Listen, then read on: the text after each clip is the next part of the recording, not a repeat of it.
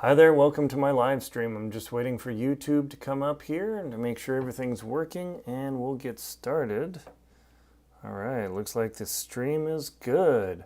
Welcome to my live stream, Write With Me number 29, where I'm going to be working on Island Dawn on Maui. I'm working on the last couple chapters today to finish the book. Yes!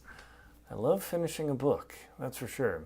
I've got the Maui Desire Series that's going to be coming soon now that I've finished this book. Now it moves into editing, and that is the exciting part. But what I do in these streams is I simply dictate my books using the voice app on my iPad. Nothing high-tech at all. There you go. Pretty simple. And then I copy the transcript out of there and start editing the book.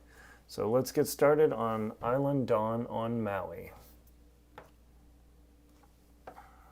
Let's see, all right, I get my notes up here, bring my notes, and then start the voice recording. All right. Island Dawn on Maui, Chapter 37. The wind continued to blow around the house, swaying the palm trees and swishing the leaves against the property. As Mara lay there, staring at the ceiling, unable to sleep when she woke up at 5 a.m., she thrashed about in the bed. The sheets felt cool and good against her body, and yet her mind was not happy at all. She looked at her phone for the 7th time that morning, waiting to be able to call Stephanie to check on her. She had been irritated the whole night. She had kicked Dean out of the house, and he was staying at Kenji's, and she still felt guilty about that, but she also knew that he had crossed the line. Then the reminder on her phone dinged, and she looked down on it, and she swore under her breath, "Damn." The reminder told her that she had to go to Calvin's office to see about the offer and whether she was going to accept the offer or not. She pulled up the calculator and typed in 2.5 million divided by 2 and then stared at that number. Her voice echoed around the room as she said it out loud to emphasize it to herself. 1.25 million, Mara. That's retirement money. She flipped her feet out of bed, threw the covers off, and then slipped on her sandals and then walked across the wood floor towards the kitchen. In a few moments, she had coffee brewing, and she set her phone down on the counter, thinking about what she was going to do today. They had to see if her and Dean had to decide if they were going to accept the offer. She knew that there was still damage on the property, and the Lull cottage had taken quite a bit of damage. It had received $20,000 in damage on the roof. She began doing a web search and discovered that was basically a new roof. But from what the contractor said, who was going to show up today to begin work, that's really what needed to have happen, because the boards were damaged and there was nothing to be done after the tropical storm blew through.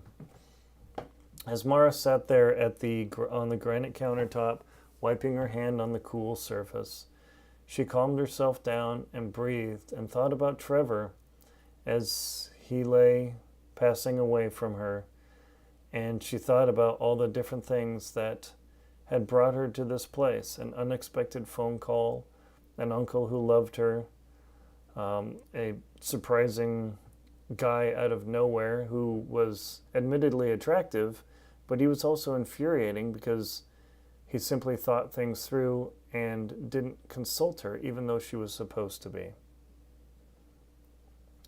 At 7 o'clock, she looked at the phone and texted Stephanie to see if she was available. In seconds, she received a response, "Yes, of course, call me." Mara immediately punched up Stephanie, her roommate's number, and Stephanie immediately answered, "Hey, how are you? What's going on? Is there more storm damage?" This time, Mara was actually calm, talking with Stephanie. She said, "Yes, everything's okay. It's going to rain in the next day or two. There's another band of tropical whatever they call it here. And then Stephanie interrupted her. But wasn't that a hurricane or a tropical storm? What happened? It was apparently a hurricane that had damaged the Big Island, and by the time it hit Maui, they technically downgraded it to a tropical storm, but didn't sound like a tropical storm to me. No kidding, I saw the videos on social media. I couldn't believe the level of damage. Well, we definitely took our damage. I don't even know what to do. Steph, that's the thing. Dean he couldn't wait an hour. He crossed the line he wasn't supposed to cross. And now I'm here and I don't know what to do. Stephanie didn't respond for a long moment. Mara heard the hiss on the line, and she took another sip of her coffee out of the same mugs that her and Dean had used before. And then, she said, "Stephanie, are you there?" "Yeah, sorry, I'm just typing up a message at work. Hang on. I'm paying attention to you. It's just, work." And Stephanie said, "Oh, that's right. I've got another form I got to send to HR today. Oh my gosh, this is so hard." "Do you really like your job, Mara?" Stephanie cut in. With that, Mara paused, cup half raised to her lips, thinking about what was going on with the property, the value of it, her job, and all the craziness her life had become in just a short time. "Honestly, Steph, I don't know." Mara stood up from the bar stool and began walking around the room, sliding her feet across the rug on the wood floor. She stood and looked outside the window at the still, messy front where all the leaves had been blown around. "I do like it, but this money is huge. I don't have an answer." "Well, what about Dean? I mean, is he there? Did he come back? Did he text you?" Mara shook her head without speaking, and then realized she wasn't on a video call and said, "No, he hasn't texted me, but he told me he wanted to give me space. And I'm just so mad at him. I mean, I know we had to get the roof done." And Stephanie agreed, "Yes, he did cross the line. But you're right, the roof had to get done. You were on a call, and he had to make a judgment call. That's what happened to my parents, Mara. I mean, I'm your friend. I love you. But, boy, when Trevor passed away, you literally said, 'I'm just done with everything,' and you're still living in boxes." "What are you saying, Stephanie?" Mara asked. Nothing. I love having you here. I love the company. But just think about once Trevor was gone, every time something came up, you simply walked away. You didn't want to deal with it. Everything. You've got your job. But as soon as Trevor passed, you boxed up your life and you're staying inside because the grief is impossible. And now you've got something that I wish I had." "Well, I don't know what to do." Stephanie, Mara's phone dinged. She pulled it away from her face. "Oh, damn. Hey, I need to get to the lawyer's office." Stephanie asked, "Why? Why is that?" "Well, Dean and I are supposed to go over the offer from the buyer, probably some developer, and I need to decide what I need to do." And Stephanie said, "Well, don't do anything rash, and remember, once you get through this, and you said that property is worth $5 million versus that clown offer, that $2.5 million, I would never take that. And that place is so beautiful from what you've showed me. Man, that and I looked some other properties up that people rent out. You can make so much money. Plus you'd be living in Maui. That doesn't suck, Mara." With that, Mara paused for a long time, her head resting against the cool glass, looking outside. And she said, thanks for listening, Steph. I've got a lot to think about. Sure thing. They clicked off, and Mara looked at herself in the reflection. Her face, she looked at her long brown hair and how it was a complete mess with of being woken up and hair shooting all over the place. And shooting all over the place. Hair sticking all over the place. She ran her fingers through it and ruffled it and looked at her phone again. Damn, I don't have enough time. She began getting herself ready. 45 minutes later, she was on the way to Calvin's office to see about the offer and whether she would accept it or not, and she wondered if Dean was there. Once she arrived at Calvin's office, she saw Dean's truck was already there, and he wasn't inside his truck, so he was not inside of his truck, and she hung her head for a moment and rested it on the steering wheel of her SUV. She sat back up and flexed her shoulders and walked out. As she hopped out of her SUV. As she walked into the office, Fran greeted her in a sing-song voice, saying, "Hi, Mara. I'm so sorry about the roof. Hopefully the crew will be able to get it done. My house didn't take too much damage, but it's probably going to cost us about $10,000. With that, Mara's eyes bugged out. "You too?" "Oh, Mara," Fran continued, "that storm was severe. Some people completely lost everything. You have something I wish I had, honestly." "Okay, thanks, Fran. Sometimes I've been told that before a few times." And then Fran said, "Well, Dean's already in the office, just to feel free to walk in." With that, Mara stiffened her back a bit, knowing that Dean was already in there and she was going to walk in on them. She walked up to the door and was about to knock, and then changed her mind since Fran had told her it was already unlocked and just to go in. She reached down and grabbed the polished brass handle, clicked it open, and gently swished the door open. At that, the conversation between Dean and Calvin stopped, and Mara walked in.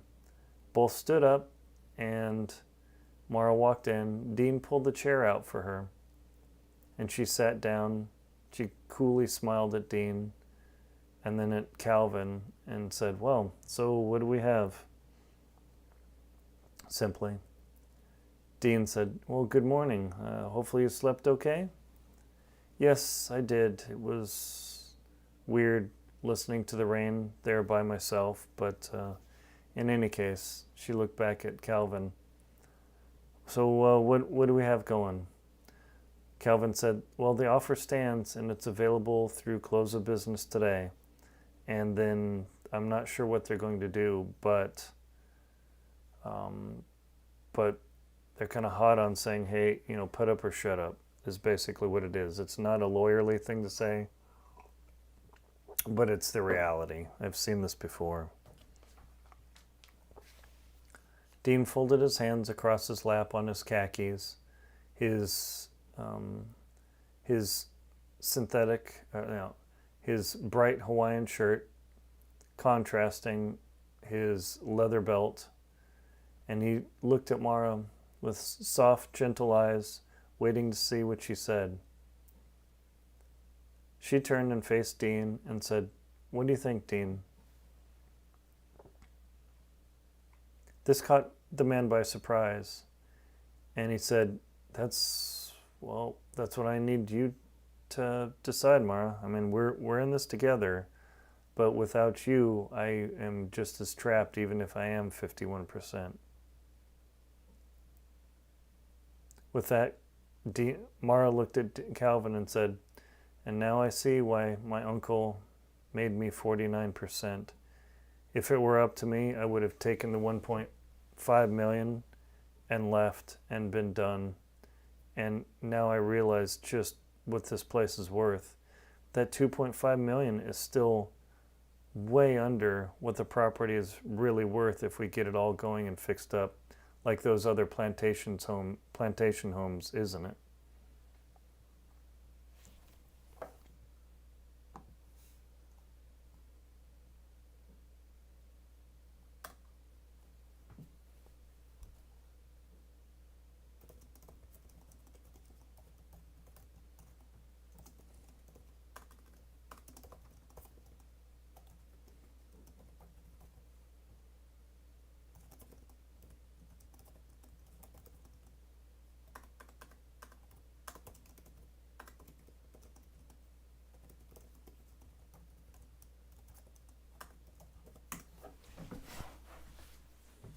Answering a question on the live stream chat there.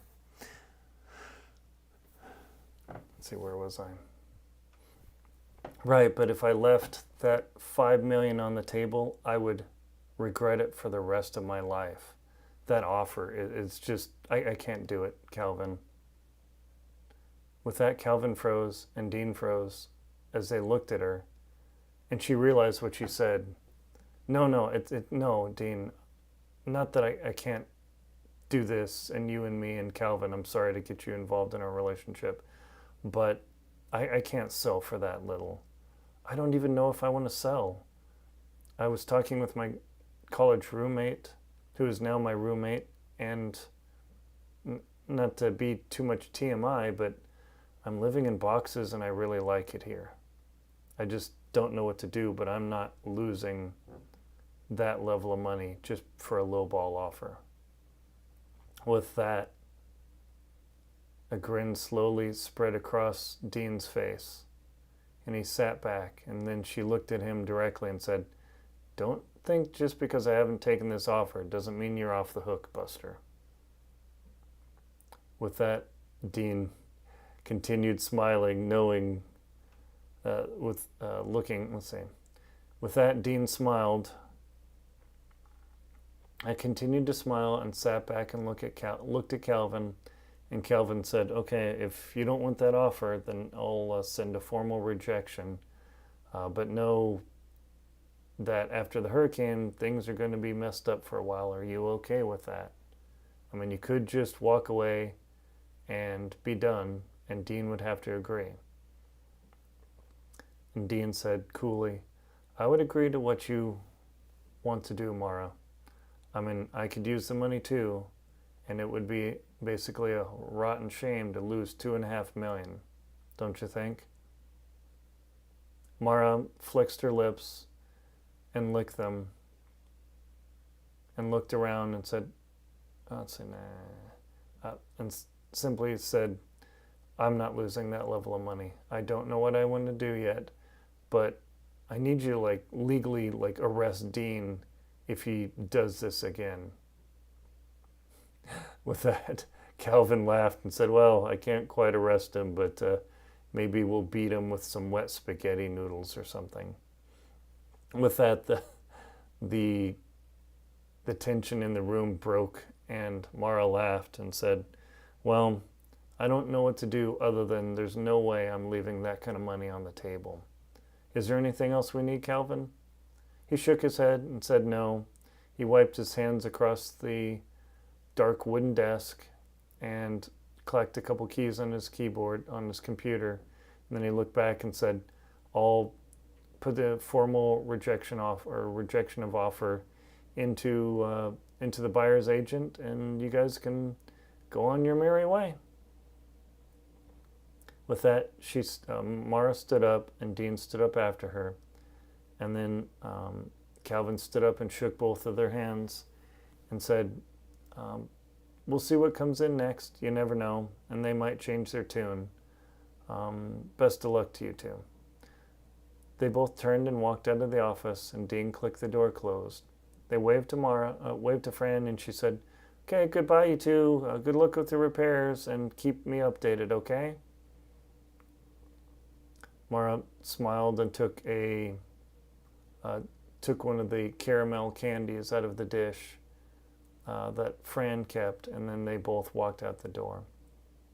Once the door clicked closed and they walked into the parking lot, she looked at Dean and said, "Look, I don't know what I want to do yet. I'm debating my options. We need to talk, but right now I need some more alone time. Are you okay with that? The roofing guys are already there, and everything seems to be going okay. Dean reached out to Mara's shoulder, and she stiffened a bit, but let him massage it for a moment, and then he let his hand down, and he said, look, I know you're mad, and I really apologize, but I have feelings for you, Mara. You're a beautiful woman. I enjoy spending time with you, and I look forward to spending a lot more time with you if you'll let me have that. With that, Mara's mouth opened to say something. She paused, looked away at the cars driving by and the traffic noise, and then looked back at him and said, I need to grab a lunch, and if you don't mind, I want to do that by myself. And if you need to go to the property to work on something, but I just need some alone time, okay? Sure thing, Mara. I appreciate it. Keep me updated. I will pop by later, and I'll just say hi, and I'll talk to Wes, okay? Sure thing. With that, Mara turned and walked away, and walked to her SUV, and Dean to his pickup. He watched her the entire time. As she hopped in her vehicle, she turned it on, punched the start button to turn it on, then looked over at Dean as he pulled out. He waved at her, and she involuntarily waved back, not wanting to smile, but inside struggling with what she wanted to do.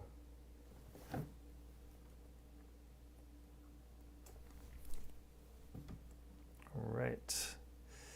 Okay, that was 20 minutes of dictation. Chapter, whatever that was, chapter 37. Oh, will they or won't they? That is the fun part. Okay. Let's see. Oh, hi, Nancy. Yes. Okay, so that's one challenge with watching these live streams is the property was actually comparable to the neighbors, and it's worth over $5 million. Plus all the other amenities on there. They can make a lot of money. But the appraiser came in ridiculously low because of the state of the property. Once they get it all fixed up in other parts of the book that you'll learn once you read the book, that's where the big money is. But should they just sell? Or there's several properties in Maui, and that's what the genesis of this story was, where you can rent them out and have beautiful events or weddings. They're beautiful, those plantation houses. Some are super modernized, but the old school Hawaiian, man, I want to go there and check it out. I've seen the plantation properties, but the one that I'm basing the story off of, I need to go check that one out.